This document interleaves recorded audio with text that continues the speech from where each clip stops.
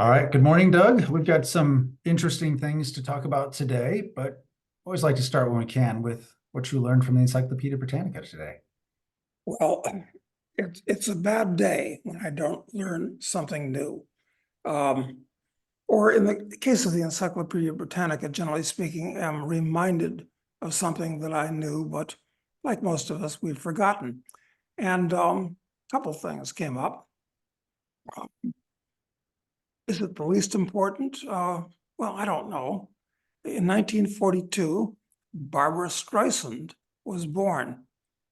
I think it's kind of shameful that an instrument of knowledge purported puts Barbra Streisand's birthday at #1 on their list, but it is. So happy birthday, Barbara. Never cared for her or her music. So anyway, the encyclopedia thought it was #1 on their list. You know what's most important about Barbra Streisand, I think, is that she has something named after her called the Barbra Streisand effect, which is a phenomenon where an attempt to censor or suppress information, often online, inadvertently draws more attention to the information and increases its visibility. Well, that's as it should be. I'm very, very happy to hear about that.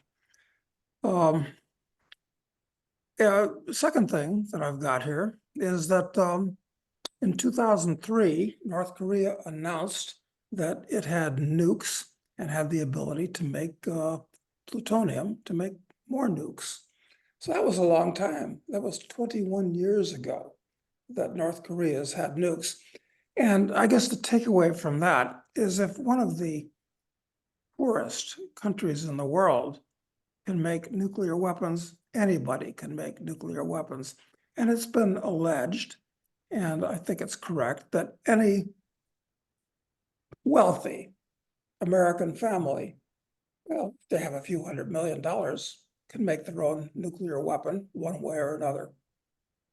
Well, actually, back in the 70s, I had an associate in Washington, D.C., who was known as Filthy Pierre, who wrote a book called Basement Nukes. And I think you can still find that on, he was a physicist, that's what he was. He was one of those guys that used to work in and around the government as a physicist. And Erwin Strauss was his name. And but everybody knew him as Filthy Pierre. So he wrote a book called Basement Nukes that described how you could make your own nuke, basically in your basement. So anyway, North Korea did it. I'm sure Iran can do it and is contemplating it. So anyway, 21 years, long time. And who Yeah. knows how large the nuclear club has become in the subsequent 21 years, whether we know it or not. So that's another thing to note. Doesn't seem like it's as important as Barbra Streisand's birthday, according to the encyclopedia, but there you have it. Also, on this day in 1980, the US launched an expedition, or an insertion, actually, to free the hostages which were taken during the Iranian Revolution. And as you'll recall, there were something like 50 or so government employees from the embassy in Iran that were captured by the Revolutionary Guard and held hostage. So the US inserted some helicopters and some special ops guys, but it turned into a disaster where 8 special ops guys got killed and a couple of helicopters crashed.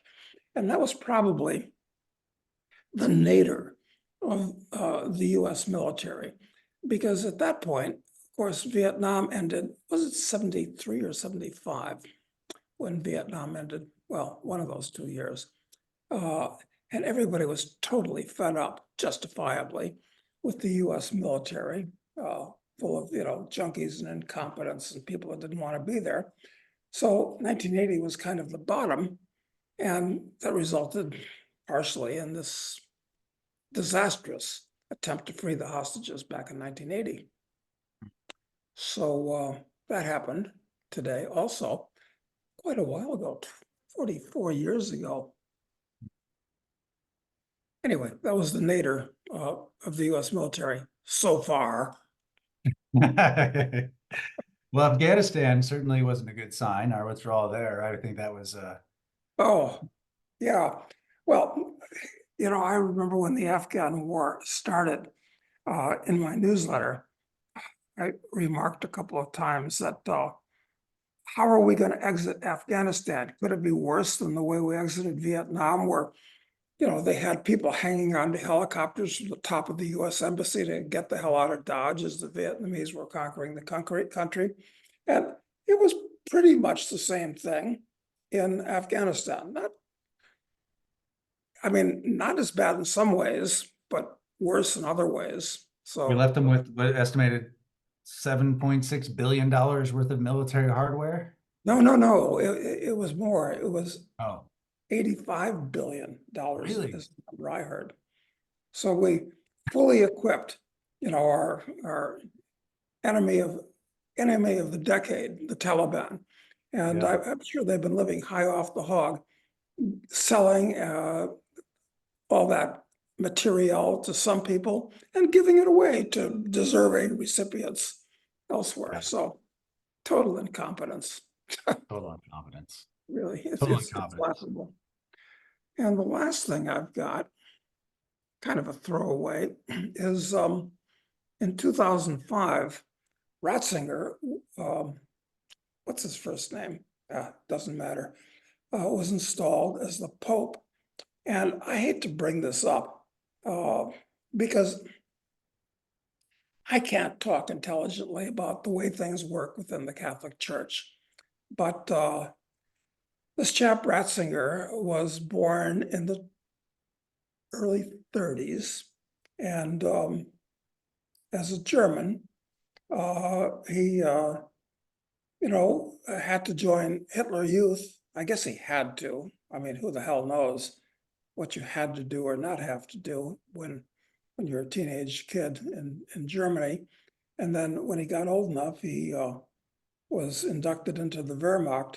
So regardless of how you think or feel, growing up in that environment is not the best thing. And it turned out he was a good buddy. I recall of John Paul II, who was the Polish Pope who grew up under communism. So maybe they both learned to hate totalitarianism or who the hell knows. But I thought it was interesting that Ratzinger gave up the popehood to pass it over to a communist who's currently the Pope, Pope Francis. So who knows what goes on within the halls of the Vatican? It's been it's been a dog's breakfast, an enigma. It's been a rat's nest for a couple of thousand years now, full of corruption and machinations and so forth. So anyway, I'll have to investigate. I think it's Joseph Ratzinger, and see exactly why he resigned, which I understand is the first and only time in the long history of the Catholic Church that a pope has resigned, and not for health reasons. What the hell was going on there? So Yeah, it's almost like if you are like the God's representative on earth, can you just opt out? Can you quit that when you want? Wouldn't that have some consequences if you? well, you presumably have a direct pipeline to, I'm not sure who, whether it would be Jesus or Yahweh or perhaps the Holy Ghost. I'm not sure you talk to if you're the Pope, but yeah, it is odd that it's all very odd. And I've never trusted people that wear expensive robes and prance around and so forth. It doesn't matter what religion or whether it's judiciary or whatever it is. Right. So Yeah, I agree. All right, well, let's talk about some news. One of the most interesting stories I've heard in a long time came from a journalist named Pepe Escobar. And it was published only on Twitter, as far as I know. And he claims that he received from two different and confirmed from one source that he says is incredibly reliable and confirmed by a second source some pretty crazy news. Now, if you remember during this recent dust up between Iran and Israel, Israel bombed the Iranian embassy in Syria, killing like 7 generals. Then Iran responded by sending a missile barrage and drones, which the Israelis claim they shot down 99% of it, but hit some airfields, if nothing else. And after that, Israel was talking about a massive response to this terrible act from Iran. And it looked like it was going to escalate. And then it just kind of dissolved, like nothing happened. It just was nothing there. And so according to Pepe's sources, he says what really happened is that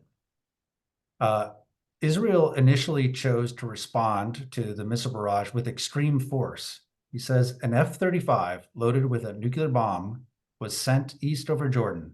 The mission caused a high-altitude detonation over Iran that would provoke a surge in the high-capacity power lines, crippling Iran's electric grid, as well as disabling all electronic devices, an EMP attack. However, he says, as the Israeli F-35 was leaving Jordanian airspace, it was shot down by the Russian Air Force. Hence, the publicized version of the Israeli counter-response was such a travesty. In the end, all sides decided not to publicize the real news. Instead, they wanted to de-escalate and what could well have turned into World War III. That's his claim. Now, what do you think about that claim? Well, Pepe Escobar has been around for a long time as an independent journalist, and he's always impressed me from what I've read. I've never met him, as a level-headed guy. However, I do have a friend on a Zoom call that I'm on every week with a bunch of really affable, interesting, and extremely well-connected guys who met Pepe a few months ago in Moscow. And, I trust this chap a lot, having gotten to know him over the last year or so, pretty well, as much as you can from talking to somebody. And he also thinks that Pepe is a straight up guy. So the question is, are his sources accurate or not? He's not making this stuff up. The question is, you can never trust the sources. You're dealing with, people of spooks and people of uncertain backgrounds and so forth. So yeah, it kind of makes sense that, we're dealing with crazy people here in the Middle East that think that it's possible that the Israelis were actually going to drop a nuke to create an EMP over Iran. I mean, you don't know where that's going to lead. And that a Russian or Iranian system shot down an F-35, and they're supposed to be very stealthy planes. So that's kind of interesting. And what happened to the bomb? Because I guess it dropped in within Jordan. So I guess the bomb is okay. I mean, it's probably pretty robust. I mean, after all, the US has lost planes with nuclear weapons. Number of them. Spain, for instance, where B-52 went down and lost 4 nukes. And there are probably more cases that we don't know of. This is crazy. You have these insane people that run these governments that are flying around with nuclear weapons everywhere, where anything can happen. Well, I guess this is something to be continued, but at least things have quieted down for the moment. But that's really quite shocking. Yeah, it really is. I mean, the story has the details of it, who knows? But there's something else that seems like it must have happened that we don't know about, whether it is this F-35 scenario or something else, because in advance of the week before, Israel was talking about using an E-bomb. And, which is a new branding for an EMP or, a nuke that I'd never heard anyone even use that term before. So it's almost like they were trying to rebrand it.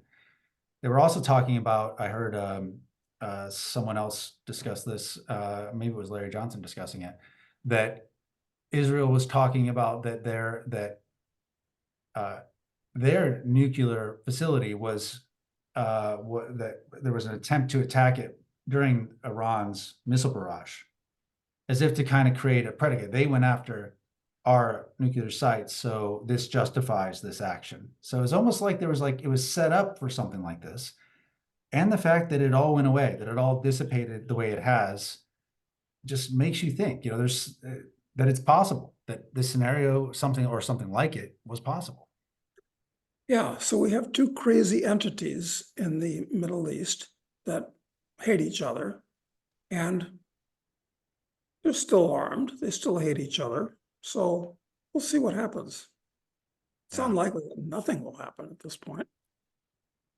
No kidding. No kidding. We're in the age of lots of things happening all at once. That's for sure. So other news, I found this pretty shocking. Now, this is something I have to say that I learned from you years and years ago that a scenario like this might occur. And let me find it. It's something from Janet Yellen announced yesterday.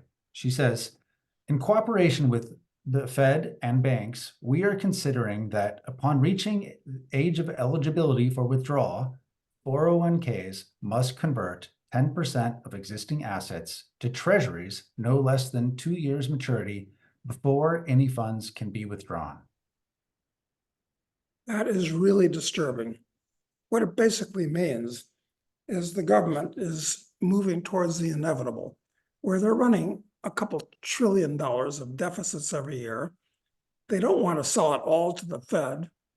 Foreigners aren't buying it.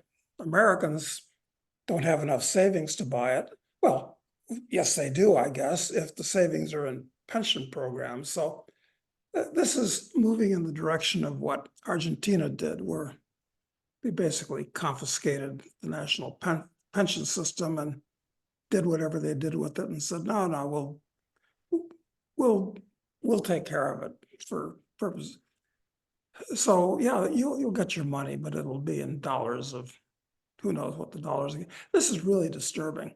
This woman Yellen is out of control. She really ought to go back to the deli and slice pastrami.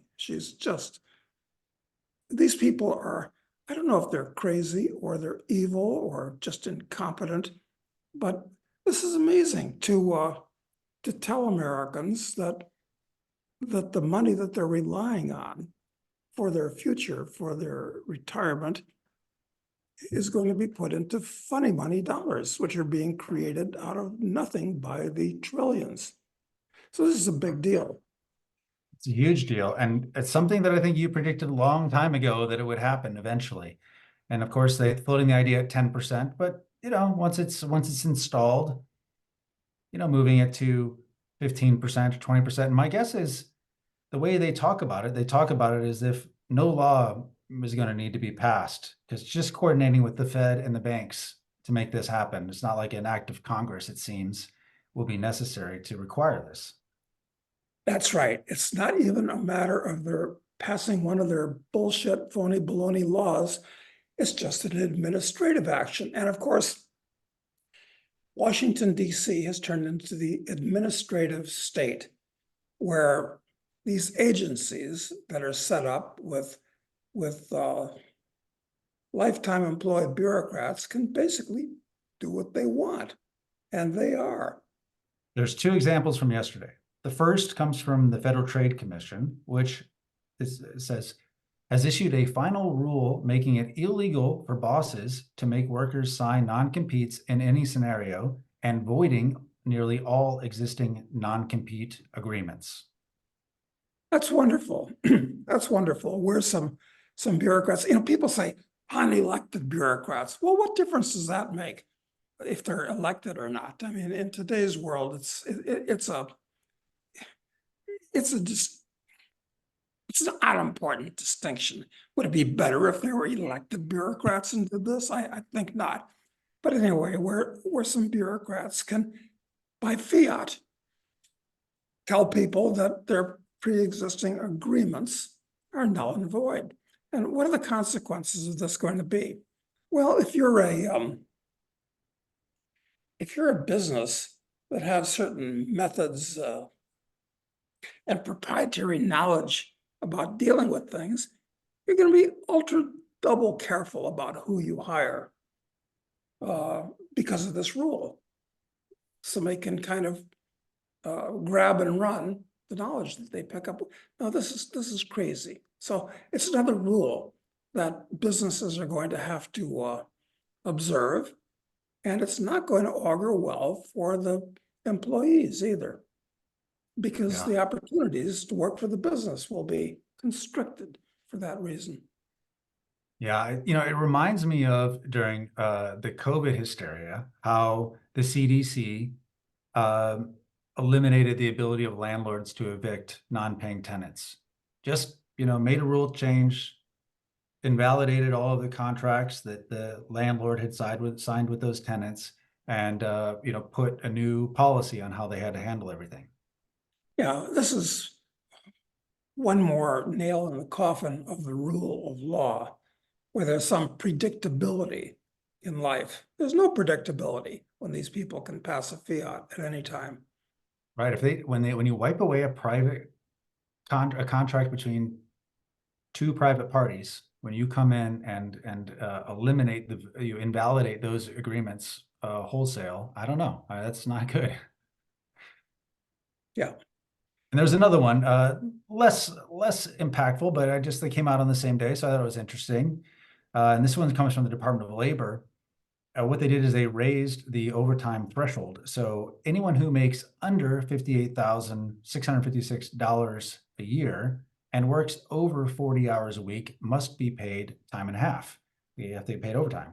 Now, it wasn't maybe a decade ago, maybe a little bit longer, but not that long ago, that if you were a salaried employee, you were just simply ineligible for overtime. It was hourly employees only that were eligible for overtime. Now, I didn't notice when that rule passed but I'm guessing during the Obama administration, where they then said, no, even salaried people, if they're earning below a certain amount, then they have to be paid time and a half if they work over 40 hours a week.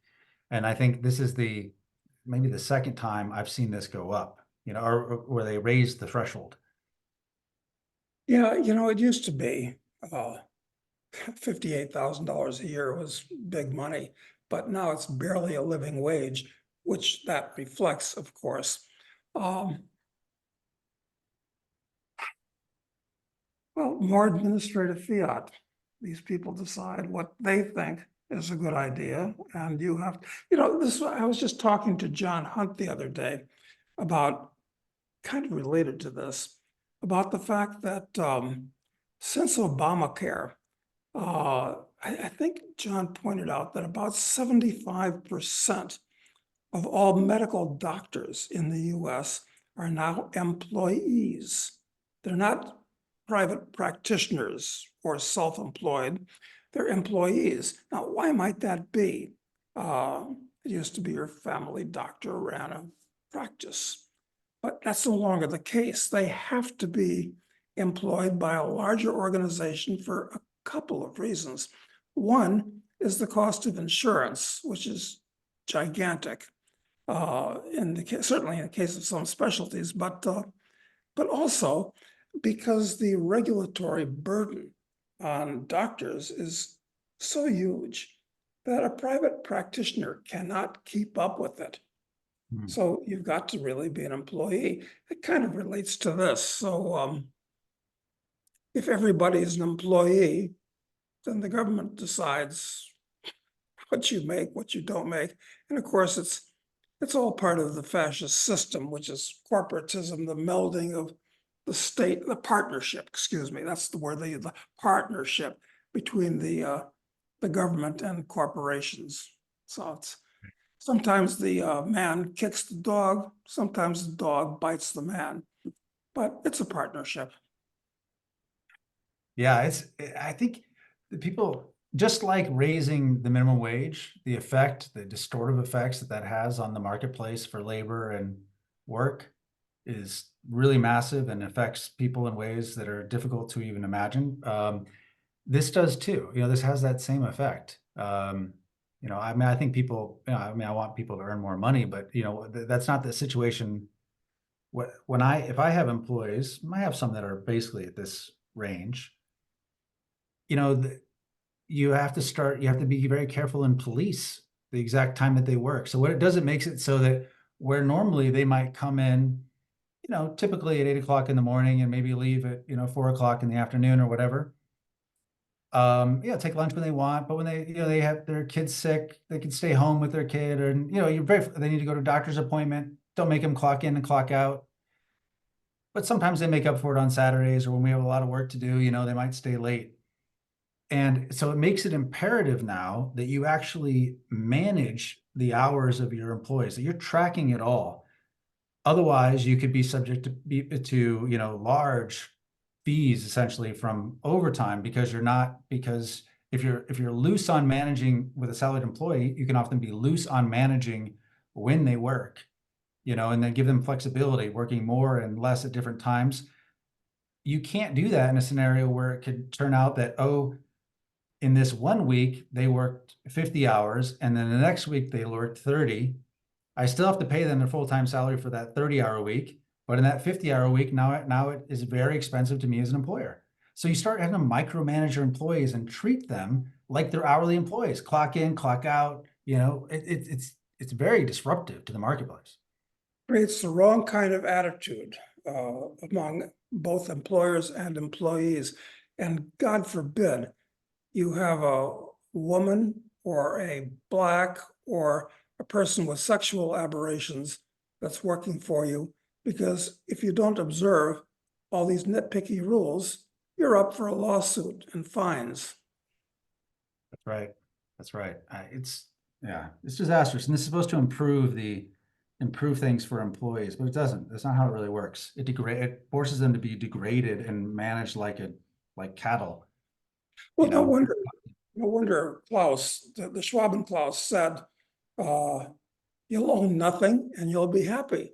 Hey, you get 3 hots and a cot and, enough walking around money to buy a Starbucks it sounds pretty good.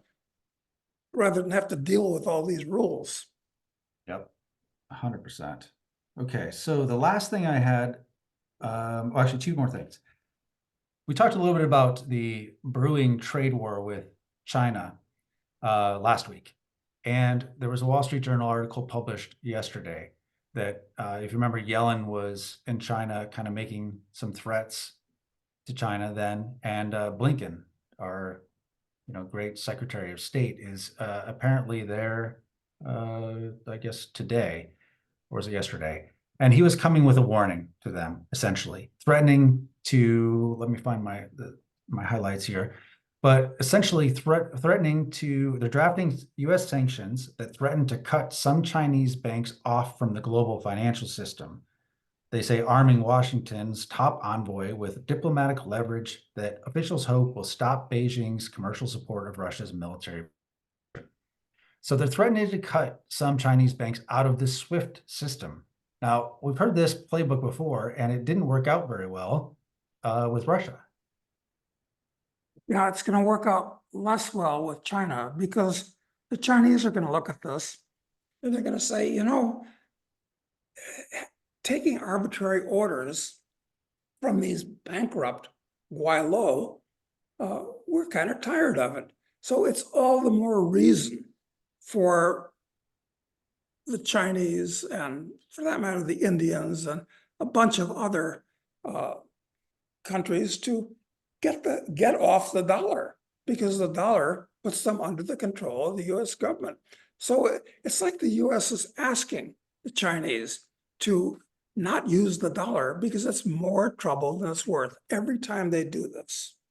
And if the US can't export dollars, that's by far our major export. More than Boeing's, more than wheat, it's dollars. So that's coming to an end. Right. It's like they want the BRIC system to work. I mean, they are giving it they are fueling, any life that might be in that. I mean, it seemed like a total fantasy a couple of years ago, but now it seems like it could become a reality based upon the actions of the US government. Yeah, these idiots that live within the Washington Beltway really do think that, like, who, who was that goofy woman that was the Secretary of State or something, said we're the indispensable country? Madeleine Albright. Yes, I think Madeline Halfbright, horrible human Yes. being. Uh, so, yeah, they actually believe this stuff, but they're living way in the past, way in the past. They And are. I mean, go ahead. no, I was just going to say, if you live within the Washington Beltway and you hang out with other people like that and they feed each other, and yeah, they really think that way. Anyway, I'm sorry. It was just No. I was just gonna say, I was just gonna quote another couple, China's response to all of this. China, from the embassy in Washington, a Chinese spokesman said, China's right to conduct normal trade and economic exchanges with Russia and other countries in the world on the basis of equality and mutual benefit should not be interfered or disrupted with. The United States should immediately stop imposing unilateral sanctions on Chinese companies and individuals. I mean, it seems perfectly reasonable what it they're is saying. reasonable. It's perfectly reasonable. And it's one more reason why they're going to say, why are we using these people's currency? Which puts them in a position to tell us what to do. Let's stop using it. So no, it's so counterproductive on the part of the US. It really is. And these trade tensions are going to escalate. I mean, in parallel, definitely with the other war, the saber rattling around war with China and everyone else that you see a lot of now. I mean, I even hear people talking about the axis of evil again, but now there's four. It's Russia, Iran, North Korea is still there, and China. I mean, really using that term. I mean, don't people remember that axis of evil thing, that didn't work out very well and proved not to be real? It's crazy, especially since the main perpetrator of evil today, I hate to say it, but it's Washington, D.C. that is in back of all these wars and so forth. By it's perverse. It is perverse. It is perverse. One last news item, I think, that if I can find it. So this comes from somebody who, to me, has no credibility, but still, it's an important statement. It comes from our FBI director. He says, "We are increasingly concerned about the potential for some kind of coordinated attack here in the homeland, which may be not that different from what you saw against the concert hall in Russia a few weeks ago from ISIS-K." I'm sure that attack, when it comes, is going to appear to have come from some MAGA adjacent people, or Christians, or somebody that's certainly not Antifa or the BLM people. I mean, they wouldn't do anything like that, or any of the migrants that I'm sure are organizing themselves into gangs at this point, as opposed to just hanging around on government welfare in all the places they've been put. Now it'll be some, red-blooded Americans, the kind that drive pickup trucks, that are going to be accused of terrorism. But that's disturbing. It's like, it's like that the director of the FBI thinks that it's his job to create dissension and fear among Americans, which is what his statement does. And last week, it was about how China has already infiltrated the technological infrastructure of the US and can launch a cyber attack at any time. That was last week's. Yeah. Well, who knows? Be afraid. Be very afraid. We'll just have to see what our government has in store for us. Exactly. Yeah. It's just what a disaster. Uh, But so yeah, things are moving fast, and we see a lot of unilateral action by this administrative state, and people making decisions that that are destroying everything. I mean, the going after the dollar system the way they are, that's the one that gets me the most, honestly. Because Yeah. we know that our power, I mean, all of the luxury that Americans have with the dollar being so useful for everyone else in the world to, use in their transactions. China, I think, would be perfectly happy to keep the utility of the dollar, like to keep it in. Certainly, it would be very disruptive to them and damaging for them to switch. But we're making it, we're destroying the utility of it for them. Yeah, normal people, people who don't have a screw loose, people who aren't mildly crazy, like to see generally stability in the world as opposed to chaos in the world. And that's what these people are doing. They're creating chaos everywhere. Now, I always like to look on the bright side of things, and the bright side of things is that this augurs well for gold, uranium, for oil. And I've been taking a few positions and these stocks are as cheap as they've ever been in history. At some point, I've got to, it's always better to have more money as opposed to less, although it becomes marginal disutility. But more money is always better. It gives you more flexibility. So since we live in a crazy, chaotic world, the best you can hope to do is have more money to insulate yourself from all this stupidity. Because it's bad enough if you live in chaos, but if you're poor and you live in chaos, you're really screwed.